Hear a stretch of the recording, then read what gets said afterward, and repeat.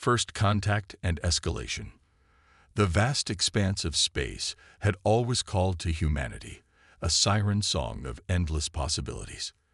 But as the first human deep space expedition ship, the HS Horizon, breached the edges of our solar system, no one could have predicted the chain of events about to unfold. Captain Elena Reyes stood on the bridge, her dark eyes fixed on the view screen. The ship's sensors had picked up an anomaly, a structure that couldn't possibly be natural. As they approached, the alien nature of the object became undeniable. Its surface gleamed with an iridescent sheen, defying known physics. "All hands, prepare for first contact protocol," Rise ordered, her voice steady despite the gravity of the moment. This was it, humanity's first encounter with an alien civilization. As the horizon drew closer, a beam of energy suddenly lanced out from the structure, enveloping the ship in a field of shimmering light. Alarms blared across every deck. "Status report," Rise barked. Her science officer, Dr. Amit Patel, frantically worked his console. "Captain, they've locked us in some kind of tractor beam. Our engines are useless against it." Before Rise could respond, the view screen flickered to life. The bridge crew gasped collectively as they beheld their first alien. The creature was vaguely humanoid, but with elongated limbs and a head that seemed too large for its body. Its skin was a pale blue, and multifaceted eyes regarded them with what could only be described as contempt.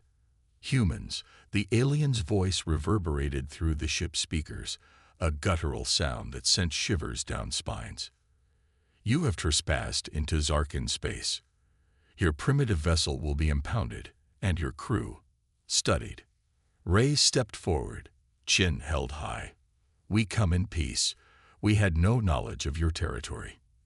If you'd allow us to leave." The alien's laughter cut her off, a harsh, grating sound. "Leave?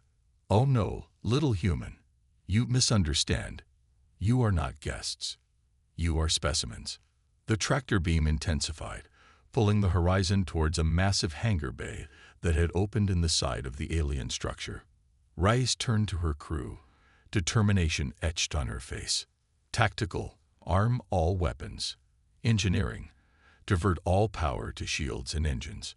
We're not going down without a fight." What followed was a fierce battle that would go down in human history.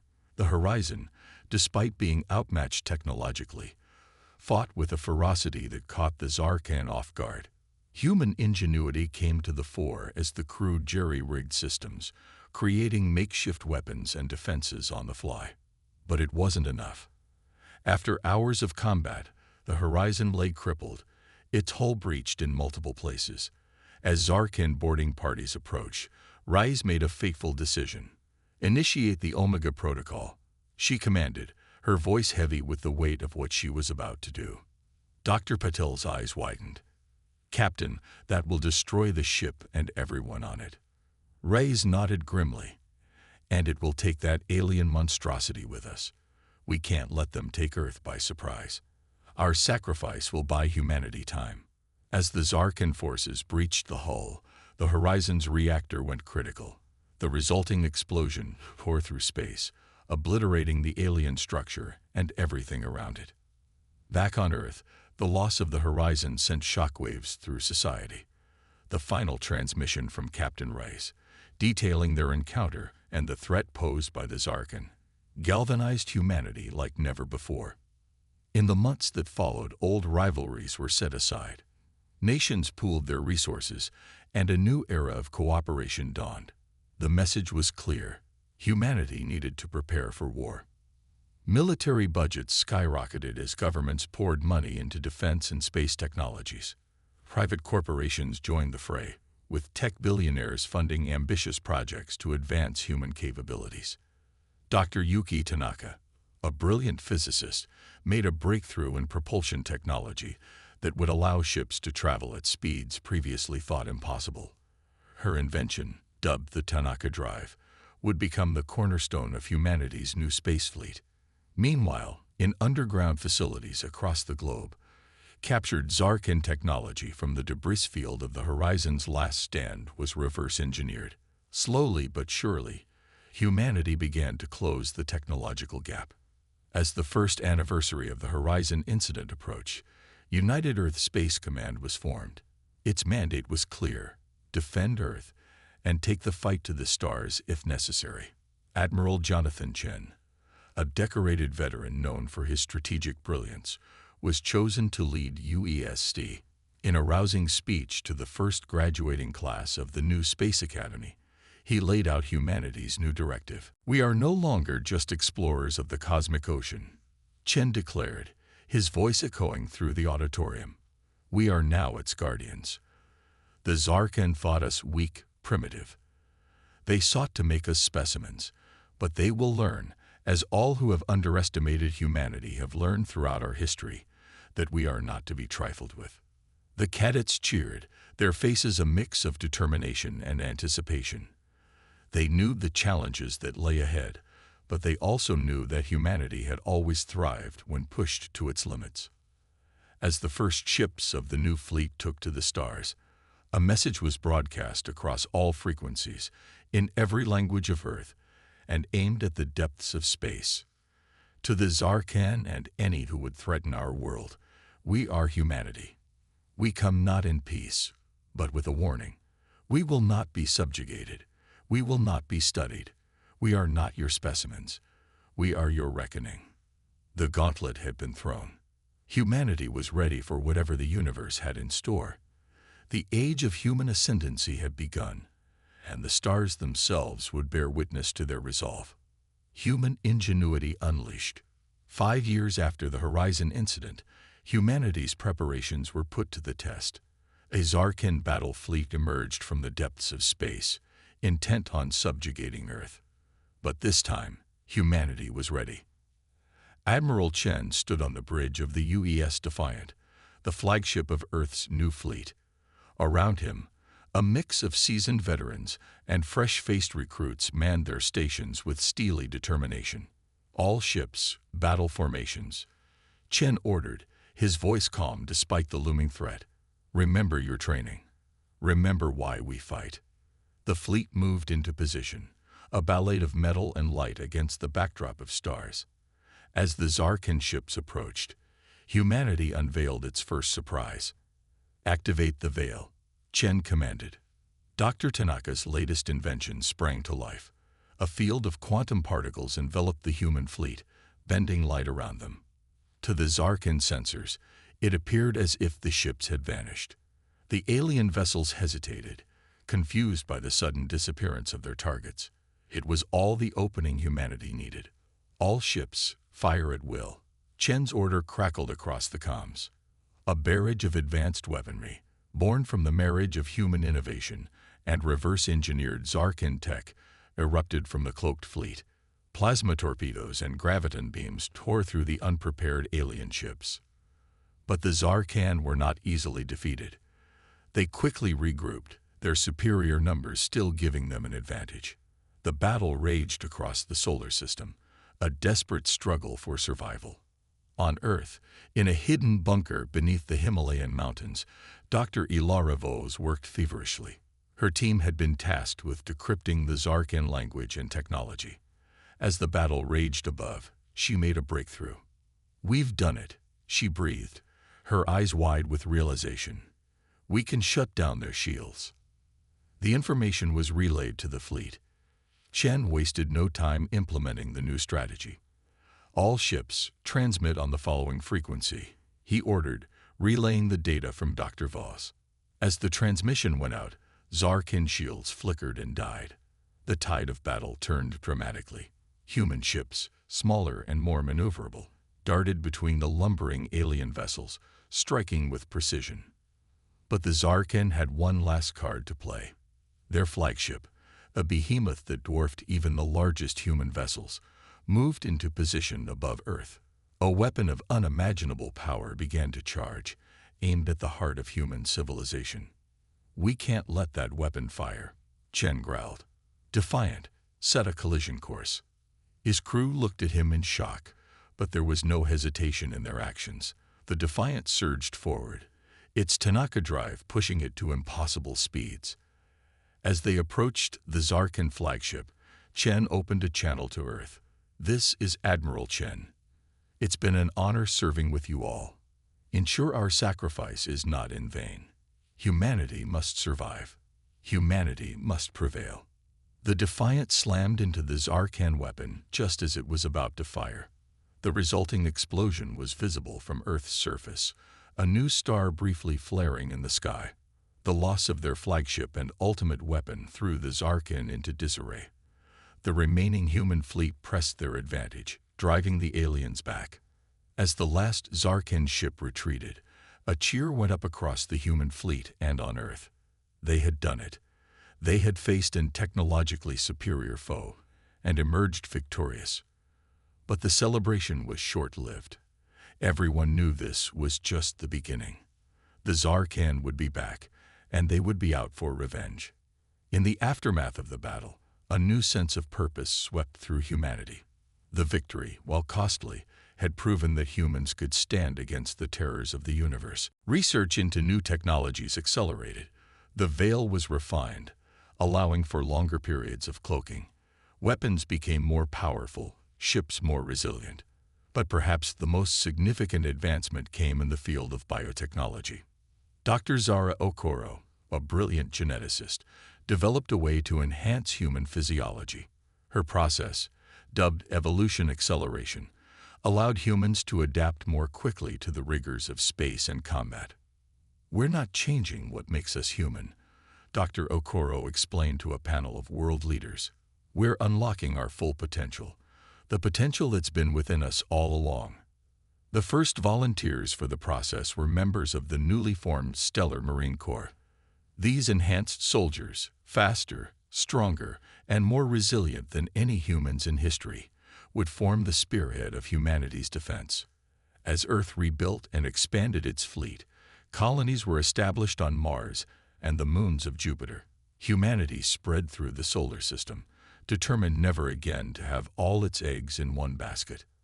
Admiral Lu Wei, who had taken command after Chen's sacrifice, oversaw the construction of deep space monitoring stations. "We will not be caught off guard again," she declared. "The universe is vast, but we will make every corner of it know the strength of humanity." In schools across Earth and the colonies, children learned not just the history of nations, but the history of their species' struggle against the stars. The message was clear. Every human had a role to play in ensuring the survival and dominance of their kind. As the years passed, humanity pushed further and further into space. They encountered other alien races, some friendly, some not. But none could match the fierce determination and adaptability of humans. The Zarkan, once thought invincible, became cautionary tales. Other races spoke in hushed tones about the species from the blue planet, the ones who had stared extinction in the face and not only survived but thrived. Humanity had been forged in the crucible of cosmic conflict, and they had emerged stronger than ever. The stars, once a source of wonder and terror, now beckoned as the next frontier to be conquered. As Captain Aisha Khalid, granddaughter of a Horizon survivor, prepared to lead the first human expedition beyond the boundaries of the solar system, she reflected on how far they had come. "We go forth not as conquerors," she told her crew, "but as guardians. We carry with us the indomitable spirit of humanity. Whatever we face out there, we face together. For Earth. For all of us."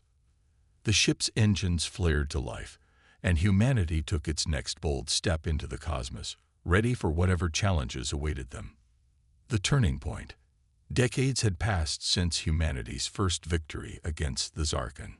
The solar system was now a bustling hub of human activity, with colonies stretching from Mercury to the Kuiper Belt. But the peace was about to be shattered. Captain Aisha Khalid's deep space expedition had stumbled upon something alarming. A massive Zarkan war fleet, larger than anything humanity had ever encountered, assembling at the edge of a distant star system. "This is Captain Khalid of the UES Pathfinder," her voice crackled across subspace channels. "Code Omega. I repeat, Code Omega. The Zarkan are coming, and they're coming in force. On Earth, the United Earth government convened an emergency session. The room was tense as Admiral Liu Wei presented the findings. Our estimates suggest their fleet outnumbers ours by at least 5 to 1, Liu stated grimly. They've been preparing for this for years. This isn't just an invasion force, it's an extermination fleet. President Adebayo Okafor, a man known for his calm under pressure, looked grave. Options. Dr. Zara Okoro, now head of the Evolution Acceleration Program, stepped forward. We've made significant advancements in our enhancement protocols. We could accelerate the process, create an army of super soldiers, and turn ourselves into something we're not. Interrupted General Maria Santos. We beat them as humans before. We'll do it again. As the debate raged, Dr. Ilara Vos, who had been quietly working on Zarkin tech for years, cleared her throat. There might be another way, she said softly, but with enough conviction to silence the room. All eyes turned to her as she continued. We've managed to decode more of their technology. We believe we can create a device that would, well, essentially turn their own tech against them. A kill switch, if you will. That sounds too good to be true, President Okafor said skeptically. Vos nodded. It is. The device would need to be planted in the heart of their fleet. It's a suicide mission. The room fell silent as the implications sank in. Finally, Admiral Liu spoke up. I'll do it. Before anyone could object, she continued, I've lived a full life.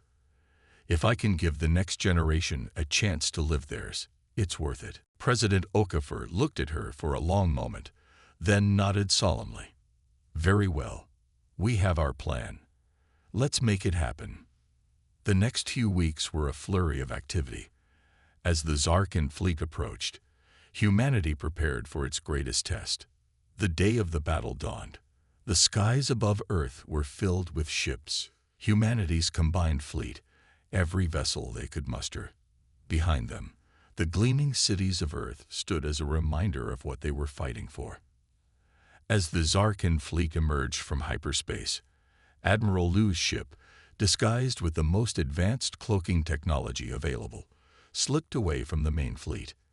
The battle that followed was unlike anything the solar system had ever seen. The space between Earth and Mars became a sea of fire and metal. Enhanced human soldiers boarded Zarkin ships in daring raids, while advanced AI systems coordinated the human fleet with impossible precision. But despite their valiant efforts, humanity was being pushed back. The sheer numbers of the Zarkin fleet were overwhelming. In the heart of the enemy armada, Admiral Liu and a small team of volunteers fought their way through alien corridors. They had one shot at this, one chance to save humanity. As they reached the central chamber of the Zarkin flagship, they were met with fierce resistance. One by one, Liu's team fell, buying her the time she needed to reach the core. With trembling hands, she activated the device. A pulse of energy rippled out, spreading through the Zarkin fleet. Ship after ship went dark. Their advanced technology turned against them. Back on the battlefield, the human forces watched in awe as the seemingly invincible Zarkin armada suddenly became sitting ducks. A cheer went up across the fleet as they pressed their advantage. But the victory came at a great cost. Admiral Liu and her brave volunteers were lost, their sacrifice ensuring humanity's survival. As the dust settled and the remnants of the Zarkin fleet retreated, humanity found itself at a crossroads. They had won, but the question remained, what now? In the aftermath, a debate raged across human space. Some called for pursuing the Zarkin to end the threat once and for all. Others argued for consolidation, for focusing on building up their defenses. In the end, a middle path was chosen. Humanity would push outward, establishing a buffer zone of colonies and outposts. Never again would they allow an enemy to threaten Earth directly. As the expansion began, a new ethos took hold. Humanity had faced extinction and survived. They had looked into the abyss and not only endured but triumphed. The stars, once a source of terror, now represented infinite possibility. Captain Khalid, hailed as a hero for her early warning, was given command of the first long-range exploration vessel. As she prepared to lead humanity into the unknown, she addressed her crew. "We go forth not in fear, but in strength," she declared. "We carry with us the legacy of those who sacrificed everything to give us this chance. We are the children of Earth, and we will make the galaxy our home." As the ship's engines flared to life, humanity took its first confident steps into a larger universe. They had been forged in fire, tested beyond measure, and emerged stronger than ever. The message to the cosmos was clear. Humanity was here to stay, and woe betide any who would stand in their way. Alien realization and counterattack. A century had passed since the Great Zarkan War. Humanity had spread across the galaxy, establishing a vast network of colonies and outposts. The United Earth Federation, as it was now known, had become a major power in the cosmic stage. But with great power came great responsibility and great danger. On the outer rim of human space, on a small colony world called Nova Prime, Dr. Kira Chen, great-granddaughter of the legendary Admiral Chen, made a startling discovery. She had been studying ancient alien ruins when she stumbled upon a hidden chamber. Inside, she found a device that defied all known laws of physics. As she activated it, a holographic message sprang to life. The beings in the message were unlike any alien race humanity had encountered. They called themselves the Precursors. To those who find this message, the alien spoke, its voice translating seamlessly, "We warn you of a great danger. The universe is cyclical, and the time of reckoning approaches once more. The devourers will soon awaken." Dr. Chen's report sent shockwaves through the Federation. The Precursors, it seemed, were an ancient race that had seeded life throughout the galaxy eons ago. The devourers were their ancient enemy, a force that sought to consume all life in the universe. As the Federation grappled with this new information, reports began to come in from the fringes of known space. Entire systems were going dark, communication buoys falling silent. The devourers had awakened, and they were hungry. Fleet Admiral Zara Okoro, descendant of the famed geneticist, stood on the bridge of the USS Horizon, named after the ship that had started humanity's cosmic journey. Around her, the greatest fleet ever assembled by humankind prepared for battle. All ships, battle stations, she commanded, her voice steady despite the weight of trillions of lives resting on her shoulders. "We face an enemy unlike any we've encountered before. But remember, we are humanity. We've stared into the abyss before, and we've always emerged stronger." As the fleet moved to engage the devourers, they quickly realized the magnitude of the threat they faced. The enemy ships were massive, dwarfing even the largest human vessels. They seemed to absorb energy weapons, growing stronger with each attack. But humanity had not been idle in the centuries since their first cosmic war. Dr. Chen, working with the best minds in the Federation, had managed to partially decode the precursor device. It held the key to fighting the devourers, but using it would come at a terrible cost. "The device can create a quantum singularity," Dr. Chen explained to the War Council. "It would trap the devourers in a pocket universe, but it would also cut off a significant portion of our galaxy. We'd be sacrificing billions of our own people to save the rest." The council chamber erupted into heated debate. The decision was impossible. Sacrifice billions to save trillions, or risk the extinction of all life in the galaxy. In the end, it was President Aisha Khalid II, descendant of the explorer who had first warned of the Zarkan threat, who made the final call. "We've always said that humanity's greatest strength is our unity, our willingness to sacrifice for the greater good," she said, her voice heavy with the weight of her decision. "We will use the device, but we will not abandon our people. Every ship, every resource we have will be devoted to evacuating as many as we can from the affected sectors." The next months were a blur of frantic activity. As the Devourer fleet pressed further into human space, an armada of civilian ships, protected by military escorts, rushed to evacuate as many colonies as possible. Not everyone could be saved. Billions were left behind, their fate sealed.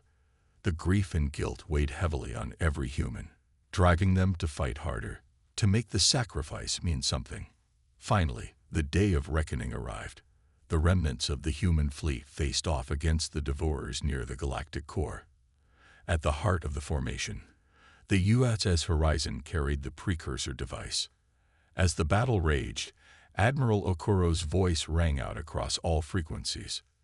To all ships, to all of humanity, this is our moment. We fight not just for ourselves, but for all life in the galaxy, for those we left behind, for those yet to be born. We are the line in the sand. We are humanity's last, best hope, and we will not fail. With renewed determination, the human fleet threw themselves at the enemy. Fighter pilots performed maneuvers that defied belief. Capital ships unleashed barrages that lit up the void. Every second bought was another life saved, another transport escaped to safety. In the chaos of battle, the Horizon slipped through the Devourer lines. Admiral Okoro stood ready at the controls of the precursor device, knowing that activating it would mean her own death. As the enemy closed in, she thought of all those who had sacrificed before her: Admiral Chen, Admiral Liu, and countless others. With a silent prayer, she activated the device. A blinding light engulfed the battlefield. When it faded, a vast swath of the galaxy was simply gone. The Devourers and billions of humans trapped in a pocket universe, cut off from our reality. The cost had been unimaginable, but humanity had once again snatched victory from the jaws of defeat. As the surviving ships regrouped, a somber mood settled over the fleet. They had won, but the price of victory would haunt them for generations to come. In the aftermath, humanity faced its greatest challenge yet: rebuilding in a galaxy forever changed by their actions. The weight of those left behind would drive them forward, spurring them to heights of achievement in honor of the sacrificed. As President Khalid addressed the remnants of humanity, her words echoed across the stars. "We have faced our greatest trial and emerged, battered but unbroken. The road ahead is long, but we will walk it together. We are the guardians of life in this galaxy now, a responsibility we shall never take lightly. For those we lost, for those yet to come, we will build a future worthy of their sacrifice. This is the promise of humanity. Enduring, adapting, and ever striving towards the light." Humanity's ultimate stand. A millennium had passed since the Devourer War. Humanity had rebuilt, expanded, and evolved in ways their ancestors could scarcely have imagined.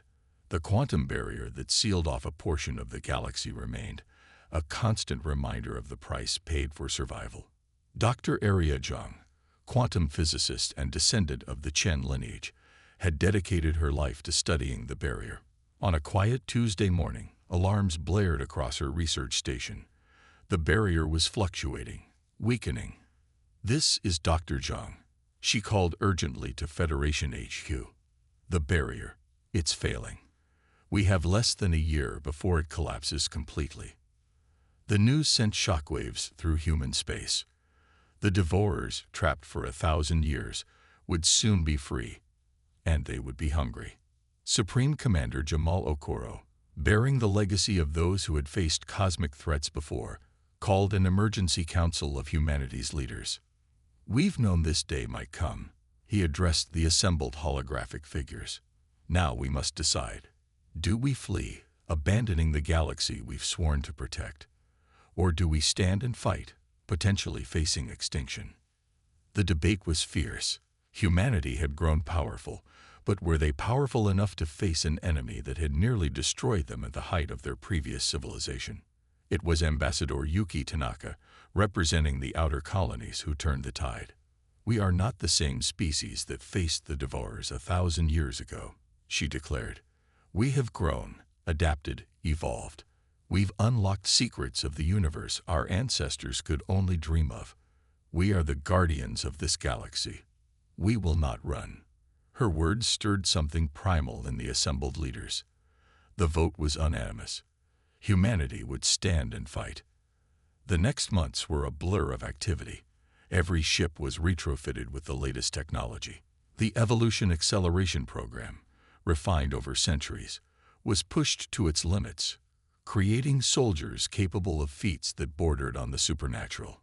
Dr. Zhang made a breakthrough, developing a way to use the quantum barrier's own energy against the Devourers. It was a desperate gambit, but it gave them a fighting chance. As the day of reckoning approached, humanity's fleet assembled. It was a sight to behold. Millions of ships, from nimble fighters to massive dreadnoughts, gathered from every corner of human space.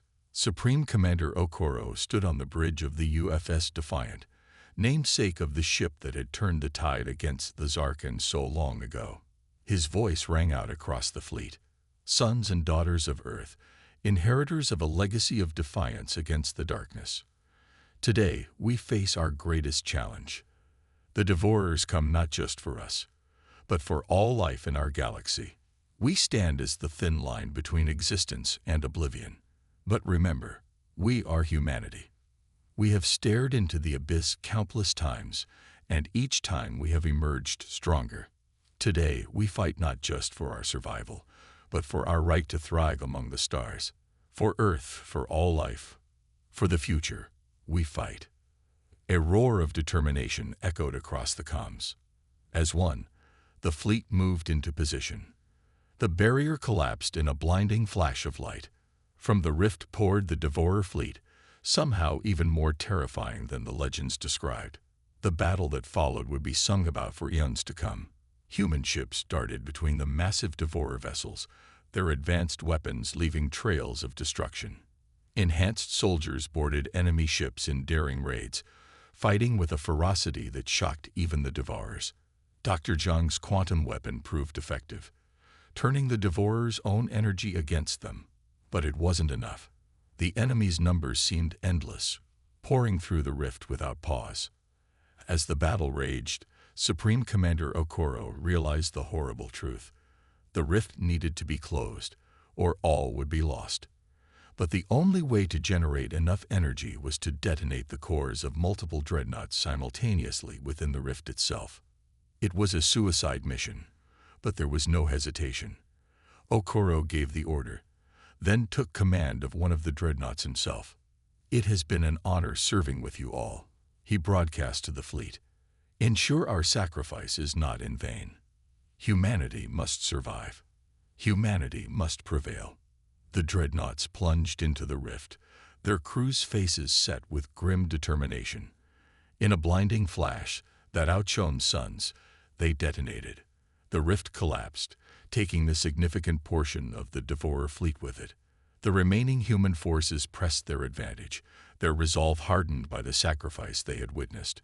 Hour by grueling hour, they pushed the Devourers back. Finally, after what seemed like an eternity of battle, it was over. The last Devourer ship fell silent, drifting lifelessly in the void. As the dust settled, the enormity of what had transpired began to sink in. Humanity had faced its greatest threat and emerged victorious, but the cost had been staggering. Billions had died. Entire systems had been left in ruins.